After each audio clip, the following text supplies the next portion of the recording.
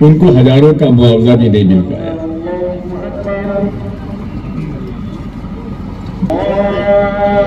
नमाज पढ़ी जा रही, थोड़ा सा रुक जाते हैं।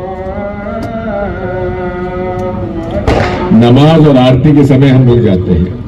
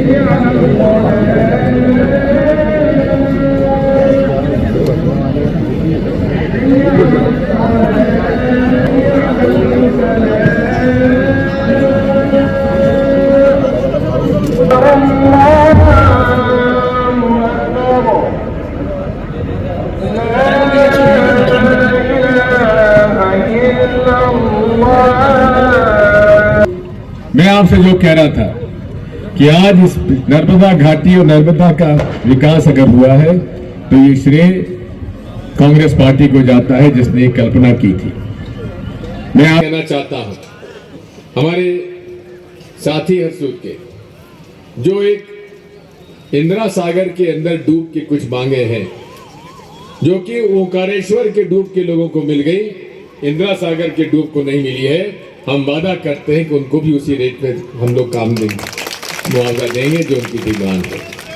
मैं आपसे कहना चाहता हूं, आज आपसे कहना चाहता हूं, कांग्रेस पार्टी जो कहती है सो करती है।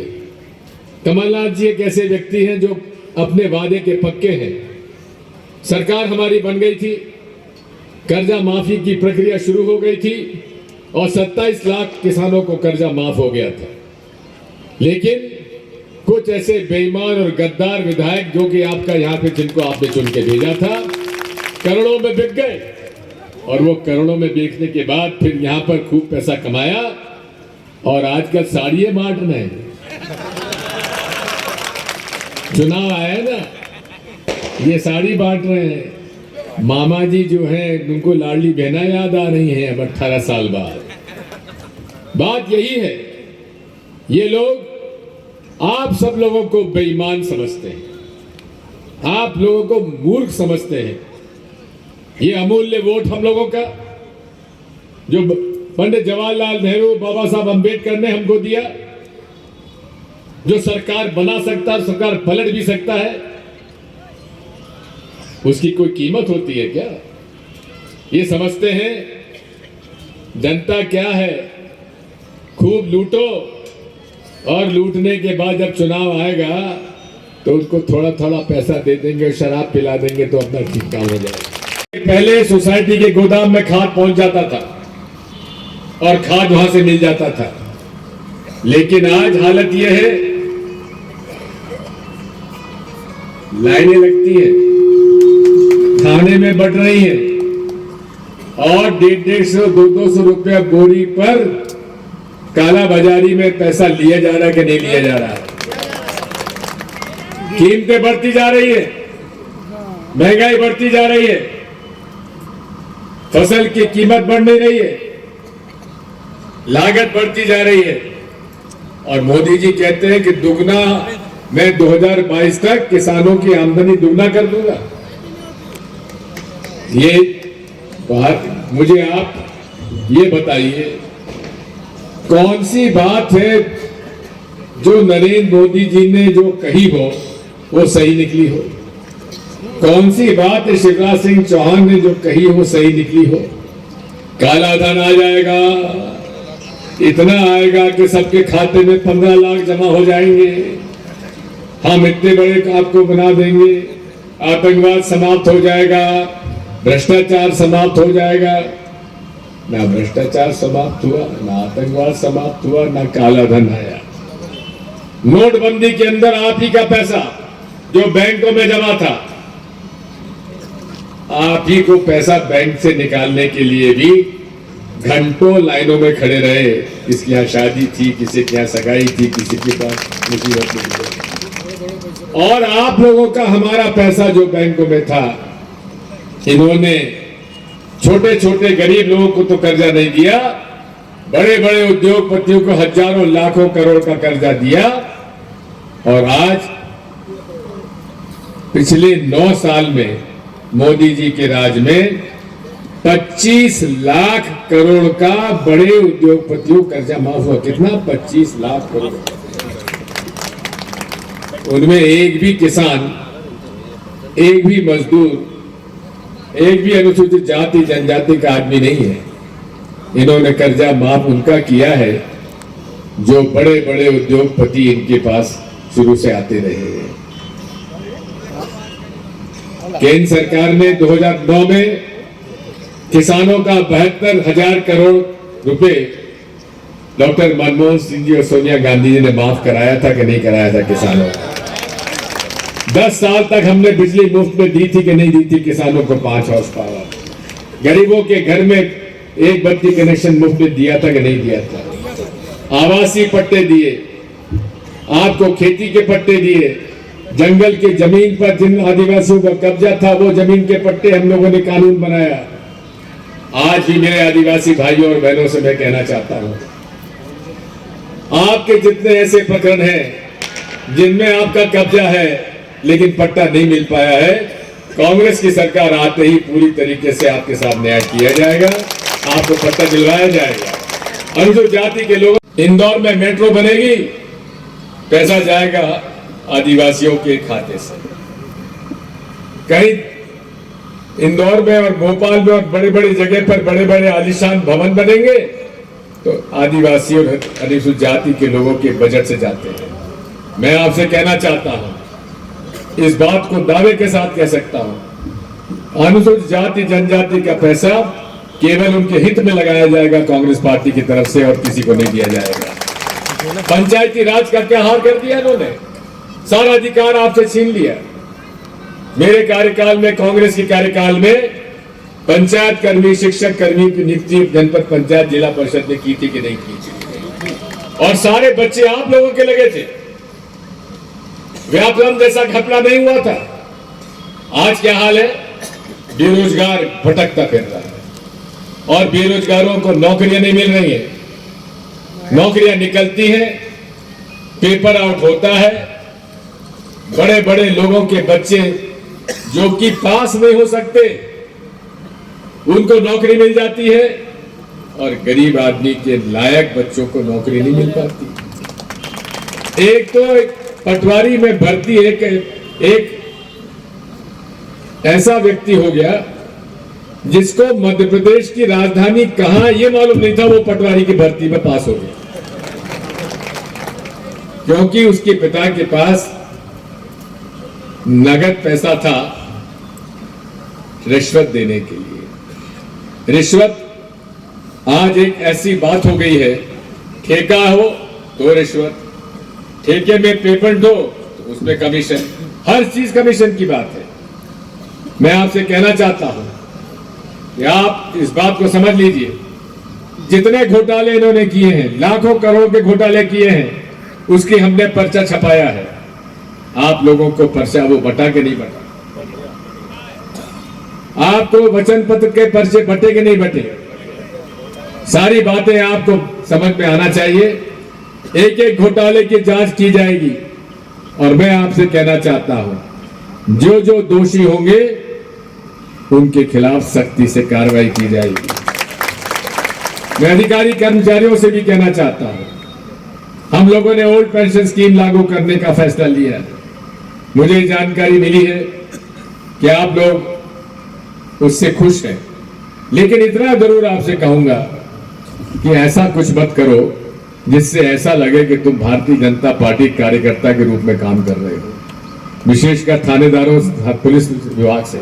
अरे हम लोगों ने तो आपको कांग्रेस के कार्यकाल में एक हफ्ते में एक दिन की छुट्टी भी मंजूर की थी, जो भारतीय जनता पार्टी ने आपसे ले ली। फिर ऐसा क्या कारण है कि आप हमारे कांग्रेसियों को तो फंसाते हो और भाजपा के गुंडों को छोड़ देते हो? ऐसा मत करो। मैं आपसे इतना कहना चाहता हूं कि आज इस पूरे देश में किसान, मजदूर, छोटा मध्यम व्यापारी, ये तो बूंदी के व्यापारियों से पूछो आप, मेरे कार्यकाल में इंस्पेक्टर राज मैंने खत्म किया था कि नहीं किया था? कोई इंस्पेक्टर शर्मा जी दुकान में नहीं घुस सकता था, जो महीना बना हुआ था सब खत्म हो गया था। लेकिन आज जीएसटी के माध्यम से लोग इतने परेशान हैं, छोटा और मध्यम व्यापारी इतना परेशान है, उसको अकाउंटेंट रखना पड़ रहा अलग से, और एक महीने में दो तीन बार फॉर्म भरना पड़ रहा है। पूरे प्रदेश में बदलाव की लहर, मैं पूरे प्रदेश में घूम रहा हूं। आचार संहिता जब तक नहीं लगी थी तब तक लोग डरे थे कहीं हम पर कार्रवाई ना हो जाए, लेकिन आचार संहिता आने के बाद एक बाढ़ सरीकी आ रही है भारतीय जनता पार्टी के खिलाफ में। एक ऐसी बाढ़ आ रही है कि अब लगने लगा है कि जनता बदलाव चाहती है, जनता भाजपा को हराना चाहती है। इसलिए साथियों, जो कोई इधर उधर हो रहा हो मत हो, बदलाव के रास्ते पे चलो। जनता चाहती है और जनता चाहती है वही लोकतंत्र में निर्णय होता है। मैं ये भी कहना चाहता हूं कि आखिरी दिनों में जैसा कि हर बार होता है, वो आके हिंदू मुसलमान करने लगते हैं। ये वो लोग हैं जो कि कभी भी राजनीति में हिंदू मुसलमान करे चुनाव लड़ी नहीं सकते। पहले इन्होंने हिंदू और मुसलमानों को बांटा, अब तो ये हिंदुओं को भी भगवान राम में बांट रहे कि कांग्रेसी भगवान राम के नहीं है, भाजपा के लोग भगवान राम के हैं। साथियों, भगवान राम सबके हैं, किसके नहीं है? जितने भी यहां हिंदू हो बोलो भगवान राम में आस्था आपकी है कि नहीं है? अब हमने भी है। अरे शिवराज ने तो दिया 1 लाख का चंदा मंदिर निर्माण में, मैंने दिया 1,11,000 का चंदा उनको मिला। लेकिन वहां भी ये बांटना चाहते हैं। हमारे भारतीय संविधान में बाबा साहब अंबेडकर ने हर व्यक्ति को अपने धर्म का पालन करने का अधिकार है। हिंदू अपना धर्म का पालन करे, मुसलमान इस्लाम का धर्म का पालन करे, सरदार हमारे गुरु नानक जी का, गुरु ग्रंथ साहब का सिख धर्म का पालन करे, जैन धर्म का करे, बौद्ध धर्म का करे। सबको अपना अधिकार है धर्म का पालन करने वाला। और सारे धर्म जो होते हैं एक बात बताते हैं, कैसे अच्छा इंसान बनो, कैसे अच्छे इंसान बन के समाज में काम करो। यही तो सारा धर्म, सभी धर्म एक ही तो बात सिखाते हैं। हर धर्म का मूल जो है वो इंसानियत है, और इंसानियत से ही देश की तरक्की होती है। मैं तो हमारे हिंदू भाइयों से पूछता हूं, अरे आप धर्म के आयोजन में नारा क्या लगाते हो? धर्म की, अधर्म का, प्राणियों में और विश्व का। ये कहां कहते हो कि हमारा कल्याण हो और विश्व का नाश हो? सनातन धर्म की जय हो। सनातन धर्म और इस्लाम भी यही कहता है। गुरु ग्रंथ साहब में भी यही है और बाइबल में भी यही है। कैसे सब लोगों के साथ प्यार मोहब्बत के साथ शांति का रास्ता अपनाओ, शांति से ही विकास होगा। इसलिए तो राहुल गांधी जी ने 4000 किलोमीटर की यात्रा की थी कन्याकुमारी से कश्मीर तक, केवल एक उद्देश्य से, नफरत छोड़ो भारत। नफरत से ही हिंसा को बल मिलता है, नफरत से ही अशांति फैलती है। इसलिए साथियों, आज इस देश की आवश्यकता है तो प्रेम, सद्भाव, सत्य और अहिंसा की। ये झूठ कितना बोलते हैं, बाप रे बाप। बड़ी बड़ी बातें करेंगे, गौरक्षा में ऐसा हम करेंगे, गौरक्षा में वैसा करेंगे। पहली बार प्रति देश में गौ सेवा आयोग का गठन दिग्विजय सिंह ने कांग्रेस पार्टी की सरकार में किया था और गौशालाएं खोली थी और गौशालाओं के माध्यम से गौ सेवा शुरुआत हुई थी। कमलनाथ जी ने 1000 गौशालाएं खोलने का निर्णय लिया था और सभी को गौशाला के लिए आवंटन भी कर दिया था। लेकिन भाजपा आई और वो योजना भी समाप्त कर दी। गौशालाएं बन गई, लेकिन गौशालाओं में गौ नहीं है। गौ माता जो है सड़कों पे भटक रही है और सड़कों पे गौ माताओं की जान जा रही है। उसकी चिंता शिवराज सिंह को नहीं है। जितनी ज्यादा शिवराज सिंह की बुधनी चुनाव क्षेत्र में गौ माताओं की मौत होती है, मैंने कहीं और नहीं देखा होगा। कभी आप खाते गांव से बुधनी तक जाके देखिए, जगह जगह गाय बीच में खड़ी हुई है, कई जगह आपको उनके शव मिलेंगे। इसलिए साथियों, ये केवल धर्म का नाटक और नौटंकी करते हैं, धर्म के नाम पर लोगों को गुमराह करते हैं, आपसे चंदा वसूल करते हैं, आपको धोखा देते हैं। इनकी बातों में मत आओ, क्योंकि इनका तो केवल एक ट्रेनिंग दी जाती है झूठ बोलने की। झूठ बोलो, जोर से बोलो, बार बार बोलो। यही तो नरेंद्र मोदी जी और शिवराज सिंह चौहान कर रहे हैं। इतना झूठ बोलते हैं कि लोग बात समझते हैं भाई इतने बड़े आदमी बोल रहे हैं तो कुछ सच्ची होगा। एक बार भी ये बात में ये अपनी बात के सगे नहीं होते, इसलिए इनकी बात पर बिल्कुल भरोसा ना करें। अब जब मैंने ये कहा है ना इसके बारे में, अब वो वीडियो पे उतना काट के बताएंगे दिग्विजय सिंह कह रहा झूठ बोलो, जोर से बोलो। इतने बदमाश है ये लोग। मैंने एक जगह वीर सावरकर जी ने किताब में लिखा था, वीर सावरकर जी ने लिखा था कि गौ मांस खाने में कोई ऐतराज नहीं है। ये उन्होंने लिखा था। मैं ना खाता हूं ना मैं कभी कहूंगा भी, मैं अच्छा हिंदू हूं। लेकिन उसमें से उन्होंने ये काट दिया कि सावरकर जी ने कहा था। ये कहने लगे कि दिग्विजय सिंह ऐसा कहता है। इस कदर झूठ बोलने वाले लोग हैं ये। इसलिए साथियों, इनकी बातों पर विश्वास मत करो। आज मुद्दा धर्म का नहीं है, आज मुद्दा है महंगाई का।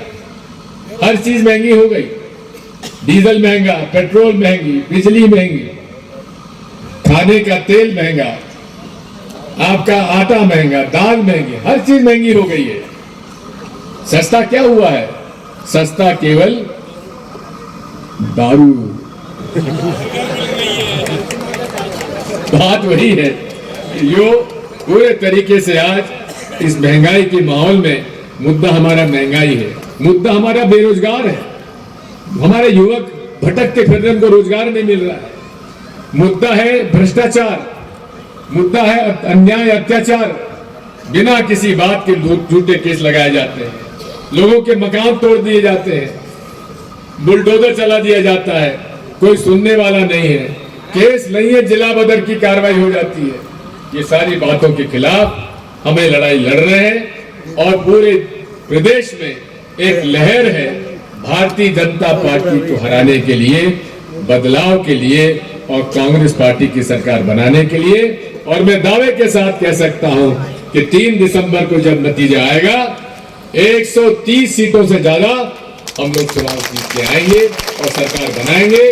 और आपके यहाँ के हमारे पिछले 18 में जो चुनाव जीता था, ऐसे गद्दारों को हम बिल्कुल बर्दाश्त नहीं करेंगे। और आपसे भी उसको दंडित करिए, उसको दंडित करिए जो आज भ्रष्टाचार का पैसा लेकर और साड़ियां बंटवा रहा है, दारू बंटवाएगा, पता नहीं क्या क्या बंटवाएगा, बेईमानी का काला धन का कमाई है तो क्या नहीं करेगा। बीच में हमसे कह रहा था, हमसे फोन करके कहता था कि हमको मैं वापस आना चाहता हूं, मुझे टिकट दे दो। लेकिन साथियों, हमको बहुत ऐसे लोगों से प्रेम नहीं है जो कांग्रेस के साथ गद्दारी करते हैं। मर्द वो होता है जो विचारधारा की लड़ाई लड़ता है, जो आदर्शों की लड़ाई लड़ता है। मुझे तो इस बात का दुख है, हम ज्योतिराज सिंधिया जी का बड़ा सम्मान करते थे और उनके पिता स्वर्गीय श्रीमद माधवराव सिंधिया जी, वो कांग्रेस में हम लोग उनको लाए थे और हम उनका बड़ा साथ आदर सम्मान करते रहे और बेहद शरीफ व्यक्ति थे, बड़े अच्छे, और काफी उन्होंने विकास हमारे इस वहां कराया। ज्योतिराज सिंधिया जी को भी हमने मंत्री बनाया, सोनिया गांधी जी के परिवार से निकट के संबंध थे। लेकिन चुनाव भारतीय जनता पार्टी के उम्मीदवार से चुनाव हारे और हारने के बाद जिसने उनको हराया उसी के पार्टी में शामिल होकर घुटने टेक दिए। ये बहादुरी की निशानी नहीं है, ये तो कायरता की निशानी है। इसलिए साथियों, अरे हम लोग तो वो हैं अपने आदर्शों के लिए मर मिटेंगे, अपने विचारधारा के लिए मर मिटेंगे। चुनाव जीते हारे क्या होता है, लेकिन अपने विचारों के और आदर्शों के साथ समझौता नहीं कर सकते। कांग्रेस पार्टी ही वो पार्टी है जो इस देश के प्रदेश का भला कर सकती है, गरीब, अनुसूचित जाति, जनजाति, पिछड़ा वर्ग, किसान को ऊपर उठा सकती है। इसलिए साथियों, कांग्रेस का साथ दो। अनुसूचित जाति, जनजाति, किसान और मजदूर, आप सबसे मेरी प्रार्थना है, छोटे और मध्यम व्यापारी से मेरी प्रार्थना है, विकास का रास्ता कांग्रेस का ही रास्ता हो सकता है और वो शांति से ही बढ़ सकता है। अशांति फैला के रास्ता आपका नहीं हो सकता। आपने यहाँ उद्योग के बारे में कही है, जमीन भी है, पानी भी है, बिजली भी है, उद्योग स्थापित हो सकते हैं। इस बारे में हम पूरा प्रयास करेंगे। आप सब लोगों ने मुझे सुना, आप सबको बहुत बहुत धन्यवाद। भारत माता की, भारत माता की, नर्मदे